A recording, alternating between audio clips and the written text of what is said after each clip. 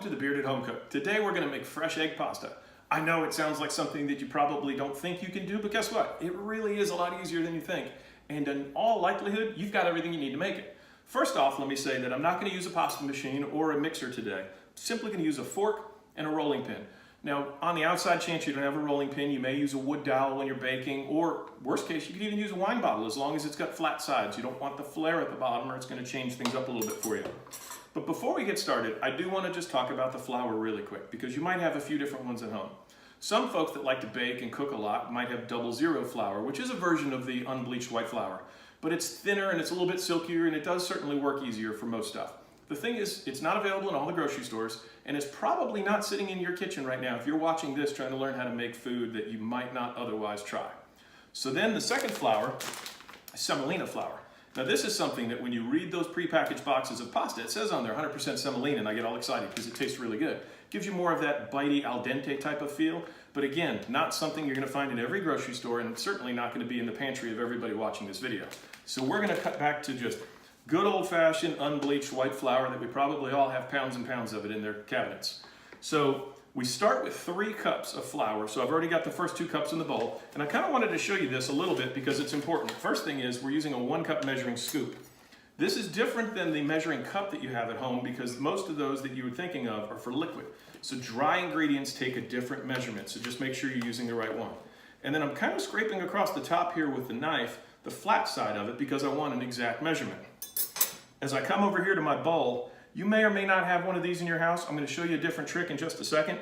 But we bought this at that Swedish furniture store for about $3, I don't know, like 10 years ago. So whenever you see things about flour, they're always talking about sifting because there's clumps here and you want to get rid of the clumps. So let's say you don't have this, no problem. Do you have a wire whisk? Do you have a fork? One of these two is going to do the trick because what you're trying to do is just eliminate any clumping that you're going to have to fight later while you're working it out in the dough. But something I just noticed, and you may have noticed it as well, is I'm wearing a black shirt and I am not wearing an apron yet. But we all know that when you're working with flour, fluff happens. So I'm going to go ahead and put on an apron. Okay, so to get ready to add our eggs, the first thing we want to do is pour that flour out onto a hard surface. Most of us just tend to use our countertop because it's easy to clean off, but you could certainly use a cutting board or something else. Just make sure it's something that's really smooth because that's going to make your life a whole lot easier. And what I'm doing is I'm creating a well here in the middle. And the idea for the well is that when you add the eggs are going to incorporate right into this circle. And little by little, you're going to slowly work them into what's on the outside. Doesn't matter if some of them start to run out the side or anything. We just want to have this well ready to go. Okay, so I've zoomed you in a little bit closer as we get ready to add the eggs. You can see the size of the well. It's probably about 6 inches. Doesn't have to be super technical. It's just going to give you enough surface area in the middle so the eggs don't run out immediately. They're going to do that one way or the other. We're just trying to prevent a little of it. And I've already cracked the first 3 eggs into a small bowl. And the 4th one, before I crack it, I wanted to explain to you why I'm doing it this way. By using the flat side of a knife instead of cracking on the bowl like we're all used to, is going to prevent you getting any extra shells in the bowl. But also, you want to take these out at least an hour in advance just to give them time to come up to room temperature. So as you're getting all your ingredients together, make sure you pull your eggs out. In we go.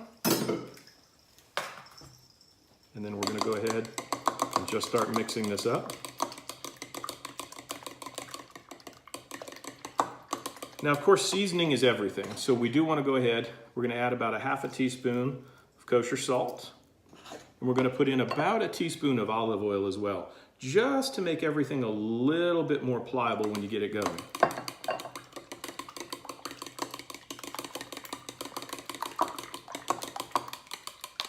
Okay, we get this added down to the middle, and as you can tell, we've got a pretty good containment. Heck, it looks like a big sunny side egg. Now we're just slowly going to start working it. And I say slowly, this is probably going to take several minutes, so I will jump ahead at some point just so you don't have to sit here and watch me swirl.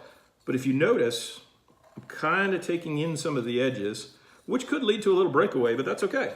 So now you've noticed it's gotten quite a bit bigger, and I've got a pretty sticky bit here in the middle. So now we can kind of just get into doing it with the hands. But if you happen to notice, I'm not wearing any rings right now. I took it off because, my goodness, this is like that paste you used to make in school. It is going to stick into everything. So if there are any crevices on your ring whatsoever, unfortunately, they're going to be filled with pasta dough. So now we're just going to start working it slowly. And again, we're gonna try to determine, is it a little too dry? Is it a little too wet? Or heck, we might have nailed it on the first shot. And then we're gonna knead it.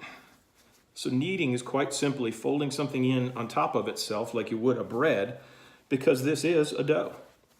And we're gonna do this for about 7 to 10 minutes just to release all the glutens and really kind of give it the ability to be nice and smooth, because right now that is not smooth. So as you'll notice here, I've been at it for about 3 or 4 minutes. Heck, you might even start breathing heavy too, depending on if you've gone to work out today or not. But the idea is, we're trying to get it smooth. We're getting close. Still working in the same area. It's picking up some of this extra flour from the edges, but I've probably got about another 3 or 4 minutes to go. All right, so now you can see it's been about 8 minutes. It's a much more pliable dough. You can see there's a lot of smoothness to it. You're not getting the big clumps and lumps like when I was working it early. And almost everything around here was picked up by the dough, so you don't want to clear down too quickly. So now the idea is we're gonna get some plastic wrap it over, then seal it up nice and tight. Air is now our enemy. We'll get that closed up, set it right here to rest for about 30 minutes. Then you want to look, and if you have something straight to clean down your board area, that is a good idea to do now. It just so happens my daughter likes baking, so this handy little tool is hanging around. So I apologize.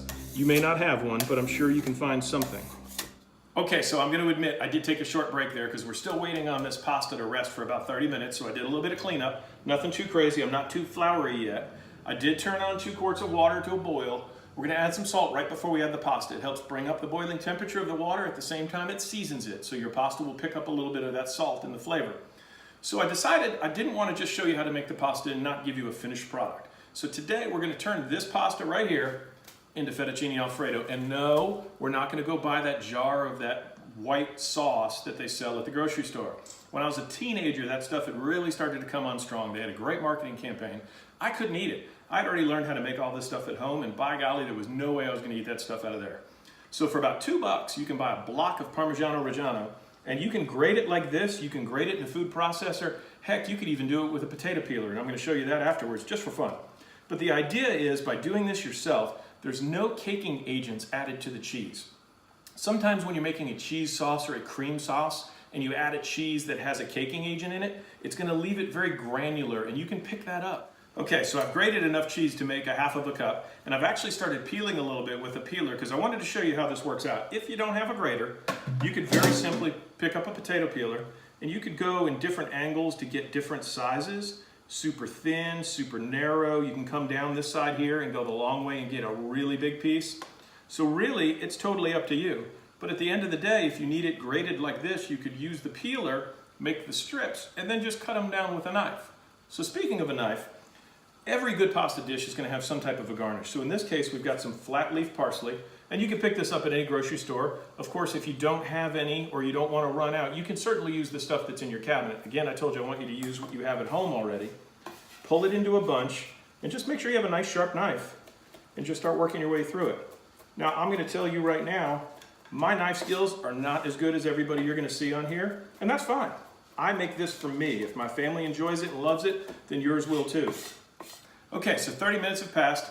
The dough feels super pliable now. You can actually tell a big difference through the plastic wrap. The water is at a full boil. Everything is pretty much ready to go. So we are going to go ahead and get ready to start rolling this out. Oh, but wait, before you put this on your countertop, we want to work from a nice dusted surface. So let's go ahead and get some flour out here. And we're not looking to dry the pasta out. We just want to make sure that as we roll it, everything maneuvers pretty well. And then you want to go ahead and get your hands all floured up too. This is just going to help keep everything from sticking to you.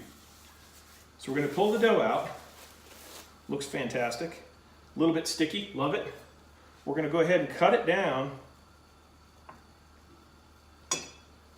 And we're going to reserve this for later.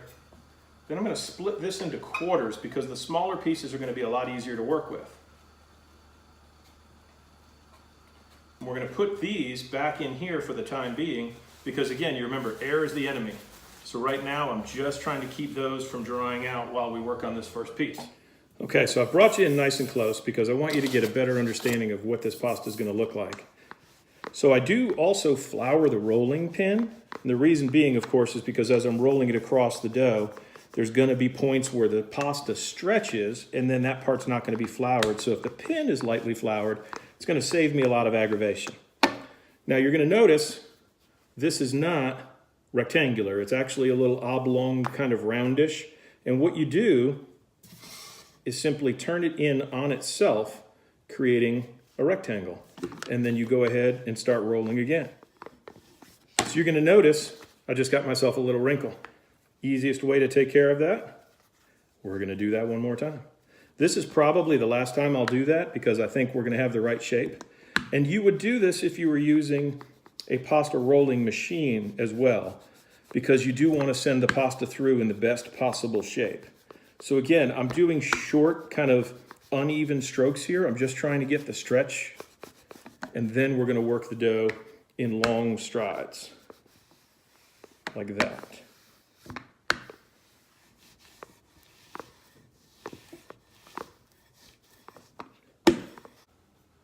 So if you look, you can see the countertop underneath here, but let me just pull it up a little bit closer. You can actually see my hand through the pasta, which means it's ready for us to cut. So we're going to go ahead and take off any of these edges. And you really don't want to take off too much because, again, you've made it by hand, it's okay. And then just roll it up on top of itself. Now, if you've got a nice straight edge, then you can start from there, but if not, you could just cut it off. And you want to do a nice even stroke with the knife, about 1/4 inch, maybe a little wider. And the idea is, if you saw too much or you push too unevenly, you're going to create uneven cuts. Now this one here is an end piece. It's up to you whether you're going to put it in or take it out. I'm going to take it out. We need to go ahead and just sort of bring these apart, make sure nothing's sticking together. Always the sign of a well-floured workstation.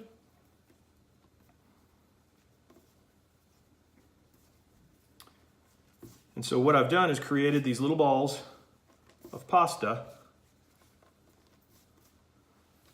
for 4 portions.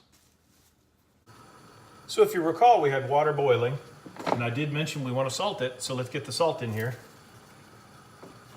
You want it to be a couple of good pinches, because again, this is 2 quarts of water that you want to have seasoned properly for our pasta. Then we're going to go ahead and get our pasta bundles in here. We're going to get all 4 in at once, and I'm just kind of loosening them with my fingers as they go in. And then I've got this big strainer spoon that I'm going to use, and I'll show you why here in just a minute. But we want to get that pasta moving around in this water, simply so that they don't all stick together and or stick to the bottom. What you're going to notice is after just a few minutes, probably 3, we're going to be at a nice rolling boil with pasta floating at the top, and we're going to be able to test our first piece to see if we're ready. While we're waiting for that, we're going to go ahead and fire up our burner on the other side over here. We're going to start out with 6 tablespoons of butter. So in an average stick, you've got 8 tablespoons, so we're just going to go right about here and get 6 tablespoons of butter going in the pan. I don't need to cut it up into small pieces to help it melt faster or do anything else, because again, we've got a little bit of time. We're waiting for our pasta to get up to speed. So what you're going to notice is we have a nice rolling boil here in the pot. The pasta is floating to the top, and it's significantly lighter in color, which is a great sign that it is about fully cooked. We're going to test it here in just a second. But as I mentioned, we're in no hurry on the butter in the pan, simply because on medium heat, the pasta cooks so quickly, the butter is doing just fine. Okay, so our pasta is ready to taste. So I'm going to go ahead and put the slotted spoon in. Grab one of these fat boys.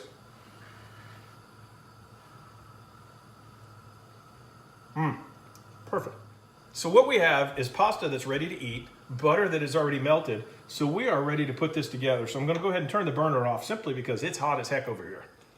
And instead of worrying about putting it in the sink, running a strainer, rinsing it with cold water, the hot pasta is going to go right into this pan. You can hear the sizzle, so you know the butter's ready to meet it, but the water is also reacting with the fat. So we're just going to go ahead and keep on moving this over. So the question I know everybody's going to ask, get in there, is when do you add the cream? Well, I hate to break it to you, but we're not going to add cream. The original recipe, from what I can tell, fettuccine Alfredo, was made with just the cheese. So the pasta is in here. Now we need to go ahead and add the cheese. So I'm going to reach behind me here, grab the cheese that we grated just a little bit ago, and I'm going to start shaking it in. Okay, so if you look down into the pan with me right now, and I'll pull you over here in just 1 second, you'll notice that that initial batch of cheese that I put in is melted. The problem is we need more liquid. So this is where we're going to reach into our little pot of pasta water here, and we're going to add some more liquid. Now, if you've ever made risotto or had risotto, you're going to remember that in Italian cooking, you want to add liquid slowly, give it time to incorporate, because it's really hard to take that liquid back. You can always add more, but you can't often take it back without straining or doing something silly. So our pan is quieted down quite a bit between the lower temperature and the fact that the cheese and some of that pasta water have incorporated. We've now got ourselves a little bit of a sauce going here. So I'm going to bring you in a little bit closer, let you get a view of what we have here. And then I'm going to go ahead and add the rest of the cheese for the sauce. You can hear everything coming back to life. Okay, so I'm going to turn it back down just a tiny bit. We've got the right temperature. We've got all of our cheese loaded in here. So what we have is a very thick and creamy ensemble of noodles, Parmesan cheese, and pasta water. That's it. I mean, if you didn't want to make the pasta from home, you could put this thing together in minutes. But there's nothing like this homemade pasta. So just to make sure we're 100%, I'm just going to add this tiny little bit because everything is thick and it's sticking to it. But I just want to make sure that there's going to be enough of a cream sauce existing on here when we go to serve it, which we're going to do here in just 1 second. So now it's time to plate.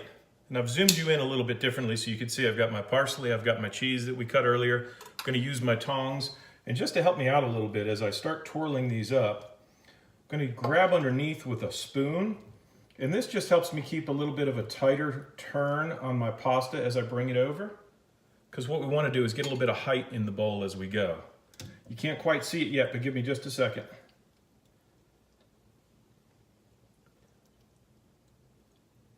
A little bit more for good measure. Now we're going to come back, just add a little bit of parsley for color. We're going to just space out a few of these nice pieces of shaved Parmigiano Reggiano on the top here for decoration. A couple different shapes and sizes. And voila, we have homemade fettuccine Alfredo.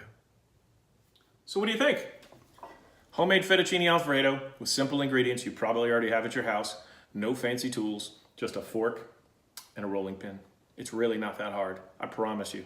So do me a favor, give it a try, post video, post pictures, post whatever you like, tag me at Bearded Home Cook. The recipe will be posted on the YouTube channel as well as on the website, thebeardedhomecook.com. But do me a favor, while you're on the YouTube channel, be sure to like, subscribe, and comment. It's a great way for us to stay in touch. This isn't the only pasta dish I'm gonna make, so we're gonna have a lot of fun with different techniques coming from this first episode. So I look forward to talking to you guys soon, and bon appetit.